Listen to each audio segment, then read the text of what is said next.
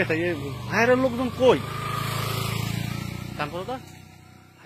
যশোরের অভয়নগর উপজেলায় মাছের ঘের নিয়ে বিরোধের জের ধরে কৃষক দল নেতা তরিকুল ইসলাম সর্দারকে গুলি ও কুপিয়ে হত্যার পর উত্তপ্ত পরিস্থিতিতে দহর-মশিয়াটি গ্রামে ভয়াবহ হামলা ও অগ্নিসংযোগের ঘটনা ঘটেছে। বৃহস্পতিবার রাতের অন্ধকারে প্রায় ২০টি বসতবাড়িতে আগুন দিয়েছে দুর্বৃত্তরা। ভুক্তভোগীরা জানান, দুর্বৃত্তরা প্রথমে হামলা চালিয়ে ঘরের মালামাল লুট করে এবং পরে একে একে বাড়িগুলোতে আগুন ধরিয়ে দেয়।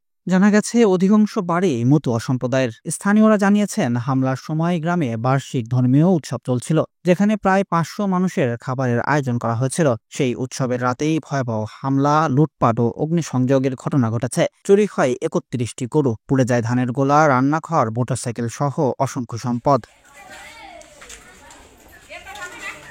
গেটের ওই জায়গাটা দাঁড়ায় পড়েছি, কয়জন মানুষ বাস নিয়ে আসে আগে আমার এই জায়গাটা বাড়ি নিয়ে এবার বলতেছে বাড়ির মালিক কই। আমিও ওই পাশটা তাড়াতাড়ি আসি, বাবাকে আছে এই পাশটা সরাই নিয়েছিল, তারপরে আমি কিছু যাই। এবার সেই বাবা আমি ৭০০ লোকের আয়োজন করেছি, ৩ গ্রামের লোক খাবে আমার বাড়ি, সব লোক আয়োজন হয়ে গেছে, রান্না হয়ে গেছে।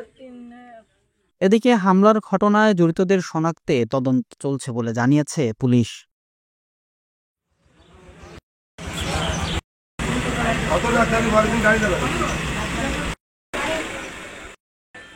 ডেস্ক রিপোর্ট, দৈনিক কল্যাণ।